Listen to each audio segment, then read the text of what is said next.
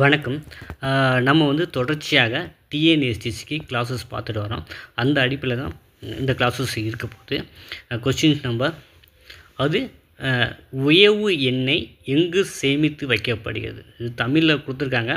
அது lubricant oil, சரிங்களா? Lubricating oil வந்து எங்கு சேமித்து வைக்கப்படுகிறது அப்படின்னு கேட்டிருக்காங்க. ஆப்ஷன் வந்து பார்த்திங்கன்னா ஆன்சர் வந்து கிராங்க் கேஸ், சரிங்களா? ஸோ லூப்ரிகேண்ட் ஆயில் வந்து எங்கு சேமித்து வைக்கப்படுகிறது அப்படின்னா அது உயவு எண்ணெய் வந்து கிராங்க் கேஸ். ஆப்ஷன் வந்து சி. என்ஜின் ஆயிலும் ரேடியேட்டர் தண்ணீரும் கலந்தால் இதை மாற்ற வேண்டும் அப்படின்னு கேட்டிருக்காங்க, சரிங்களா? அது என்ஜின் ஆயிலும் ரேடியேட்டர் தண்ணீரும் கலந்தால் எதை மாற்ற வேண்டும் அப்படின்னு கேட்டிருக்காங்க. ஆப்ஷன் வந்து டி வந்து சிலிண்டர் ஹெட் கேஸ்கட், சரிங்களா? அது என்ஜின் ஆயிலும் ரேடியேட்டர் தண்ணியும் கலந்துச்சுன்னா எதை மாற்றணும் அப்படின்னு கேட்டிருக்காங்க. ஆப்ஷன் வந்து டி சிலிண்டர் ஹெட் கேஸ்கட், சரிங்களா? Cylinder head gasket. ஆப்ஷன் வந்து டி. அப்புறம் வந்து கொஷின்ஸ் வந்து 53 கிளச்சு லிவர்லேருந்து வரும் இயக்கத்தை கிளச்சு போர்க்கிக்கு கடத்துவது எதுன்னு கேட்டிருக்காங்க. அது கிளச்சு லிவர்லேருந்து வரும் ஒரு இயக்கத்தை கிளச்சு போர்க்குக்கு வந்து கடத்துவது, ஸோ மாற்றுவது அப்படின்னு கூட வச்சுக்கலாம். அது ஆப்ஷன் வந்து பார்த்திங்கன்னா கிளச்சு ராடு. கிளச்சு லிவரிலிருந்து வரும் இயக்கத்தை கிளச்சு போர்க்கிக்கு கடத்துவது அப்படிங்கிறது கிளச்சு ராடு. ஆப்ஷன் வந்து டி. ஓகேவா? 54 அது ப்ரொஃபலர் ஷாஃப்டிலிருந்து இயந்திர சக்தியை பெற்று குரோன் வீலுக்கு தருவது எது அப்படின்னு கேட்டிருக்காங்க. அது ப்ரொஃபலர் ஷாஃப்டிலிருந்து இயந்திர சக்தியை அது பெற்று குரோன் வீலுக்கு தருவது அந்த mechanical power from propeller shaft and pass into the crown wheel அப்படின்னு கேட்டிருக்காங்க. அது ப்ரொப்பலர் ஷாஃப்டிலேருந்து இயந்திர சக்தியை குரோன் வீலுக்கு தருவது வந்து பார்த்திங்கன்னா பீனியன். ஸோ ஆப்ஷன் வந்து டி. முன்னெச்சையும் ஸ்டாப் ஆக்சிலும் இணைப்பது எதுன்னு கேட்டிருக்காங்க. அது connecting front axis and stub axial அப்படின்னு கேட்டிருக்காங்க. அது முன்னெச்சையும் ஸ்டப் ஆக்சிலையும் இணைப்பது வந்து பார்த்திங்கன்னா கிங் பின். ஸோ ஆப்ஷன் வந்து பி, கிங் பின். அப்புறம் வந்து வீல் அலைன்மெண்ட் சரியில்லைன்னா என்ன பிரச்சனை ஆகும் அப்படின்னு கேட்டிருக்காங்க. ஸோ டயர்கள் வந்து பார்த்திங்கன்னா விட்டு விட்டு தேய்மானம் அடையும். ஸோ வீல் அலைன்மெண்ட் சரியில்லை என்றால் என்ன பிரச்சனை ஆகும் அப்படின்னு கேட்டிருக்காங்க. டயர்கள் வந்து விட்டு விட்டு தேய்மானம் அடையும். ஓகே, 57, சரிங்களா? ஸோ அதே லூப்ரிகேண்ட் ஆயில் தான். உயவு எண்ணெய் வெளியில் சிதறாமல் இருக்க சிலிண்டர் ஹெட்டின் மேல் பொருத்தப்பட்டுள்ள பாகம் வந்து என்னென்னு கேட்டிருக்காங்க. அது லூப்ரிகேண்ட் ஆயில் வந்து வெளியே சிதறாமல் இருக்கிறதுக்கு சிலிண்டர் ஹெட்டின் மேல் வந்து பொருத்தப்பட்டுள்ள பாகம் என்னென்னு கேட்டிருக்காங்க. வால்வ் டோர், சரிங்களா? வால்வ் டோர் தான். ஓகேவா? அது லூப்ரிகேண்ட் ஆயில் வந்து வெளியே சிதறாமல் இருக்குது, அது உயவு எண்ணெய். சிலிண்டர் ஹெட்டின் மேல் வந்து பொருத்தப்பட்டுள்ள பாகம் வந்து பார்த்திங்கன்னா வால்வ் டோர். ஓகே. அப்புறம் வந்து 58 பிரேக் பைப்புகளிலிருந்து பிரேக் சேம்பருக்கு காற்றை எடுத்து செல்வது. ஸோ பிரேக் பைப்புகளிலிருந்து பிரேக் சேம்பருக்கு காற்றை எடுத்து வந்து பிரேக் ஹோஸ், சரிங்களா? பிரேக் ஹோஸ், அது பேர் வந்து பிரேக் ஹோஸ். ஓகேவா? பிரேக் பைப்புகளிலிருந்து பிரேக் சேம்பருக்கு காற்றை எடுத்து செல்வது வந்து பிரேக் ஹோஸ். ஓகேவா? அடுத்து வந்து ஏபிஎஸ் பிரேக் சிஸ்டம் பொருத்துவது எதுக்கு அப்படின்னு கேட்டிருக்காங்க. So to avoid wheel skidding, so wheel சறுக்குதலை தவிர்க்க. அப்போ ஏபிஎஸ் ஆன்டி பிரேக்கிங் சிஸ்டம் சொல்லுவாங்க, ஆன்டி பிரேக்கிங் சிஸ்டம். இது எதுக்கு அப்படின்னா ஏபிஎஸ் வந்து வீல் சறுக்குதலை தவிர்க்க. ஸோ ஒரு வாகனத்தின் முன் ஹேங்கர்கள், சரிங்களா? How many front hangers are there in the vehicle? ஒரு வாகனத்தின் முன் ஹேங்கர்கள் மொத்தம் எத்தனைனா 4. அப்புறம் வந்து வாகனத்தில் உள்ள மின் மற்றும் மின்னணு சாதனங்களுக்கு தேவையான மின்சாரத்தை உற்பத்தி செய்யும் சாதனம், சரிங்களா? வாகனத்தில் உள்ள மின் மற்றும் மின்னணு சாதனங்களுக்கு தேவையான மின்சாரத்தை உற்பத்தி செய்யும் சாதனம் வந்து பார்த்திங்கன்னா பேர் வந்து அல்டர்னேட்டர். ஸோ ஆப்ஷன் வந்து ஏ, அல்டர்னேட்டர். ஸோ நம்ம வந்து நம்ம வெஹிக்கிளில் வந்து பார்த்திங்கன்னா லைட் வச்சுருப்போம் மேலே வந்து. ஸோ அப்போ வந்து பார்த்திங்கன்னா எஃப்எம் இந்த மாதிரிலாம் செட் பண்ணியிருப்போம். அதுக்கு தேவையான மின்சாரம் வந்து கொடுக்கக்கூடிய சாதனம் வந்து பார்த்திங்கன்னா அல்டர்னேட்டர். 62 கீழ்கண்டவற்றில் எவை வந்து தினசரி பராமரிக்கப்பட வேண்டும், சரிங்களா? ஸோ ஆப்ஷன்ஸ் இருக்குங்க. டெய்லி பேசிஸில் நம்ம என்ன பார்க்கணும் அப்படிங்கிறது தான் ப்ரியாரிட்டி.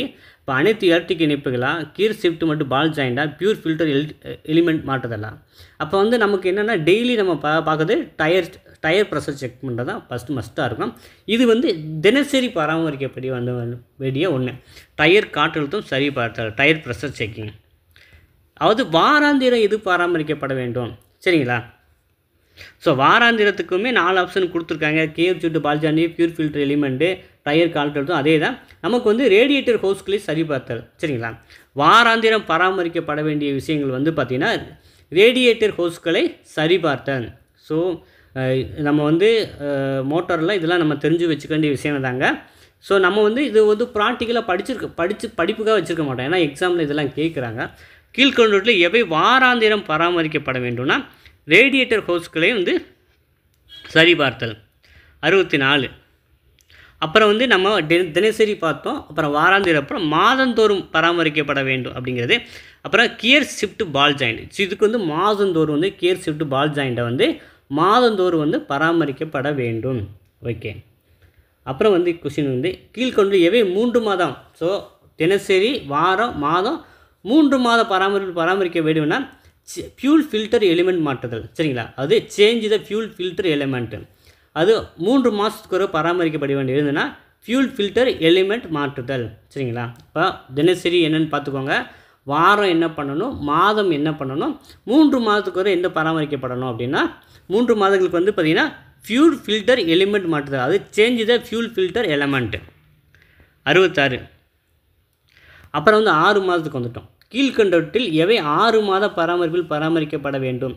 அனைத்து எலக்ட்ரிக் இணைப்புகள், gear shift ball joint, fuel filter element மாற்றுதல், வாகனத்தின் அனைத்து பாகங்களையும் சோதித்தல்.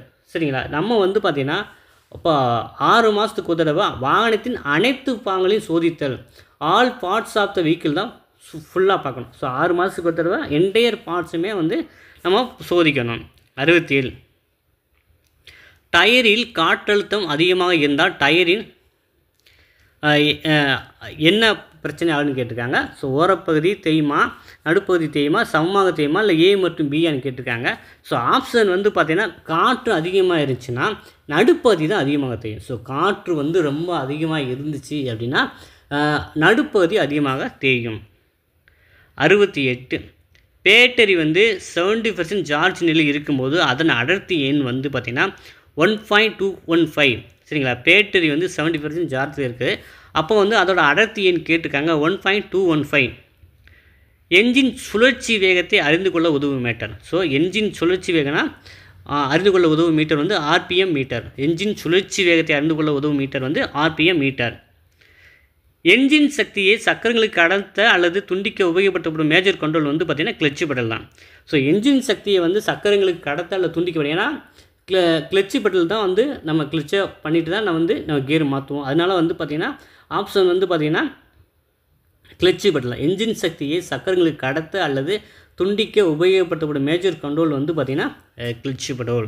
ஸோ ரொம்ப இம்பார்ட்டன்ட் ஒரு 20 கொஷின்ஸ் வந்து இந்த காணொலியில் பார்த்துருக்கோங்க. சரிங்களா? ஸோ நம்ம வந்து இது ஸ்டடி மெட்டீரியலாக ஏற்கனவே வாங்கினவங்களுக்கு கொடுத்துருப்போம். ஸோ நீங்களும் நல்லா படித்து வச்சுக்கோங்க. டிஎன்எஸ்டிசி வந்து அறிவிப்பு வந்து இந்த மாதத்துக்குள்ளே நமக்கு வரத்தான் போகுது. இப்போ வந்து பார்த்திங்கன்னா உங்களுக்கு என்ன ப்ரொசீஜர் நடக்குன்னு தெரியும். நம்ம டிரைவர் கம் கண்டக்டர் எடுக்கிறதா தான் ஜிஓவில் போட்டிருக்காங்க. ஆனால் யூனியன்லேருந்து டிரைவர் தனியாக கண்டக்டர் தனியாக எடுக்கணும்னு கோரிக்கை வச்சுருக்காங்க. ஸோ அதனால தான் நமக்கு டிலே ஆகுது. ஸோ எப்படி இருந்தாலும் ஜிஓ போட்டதுனால இந்த மாதம் இறுதிக்குள் வந்து நமக்கு என்னென்னு தெரிஞ்சிடும்.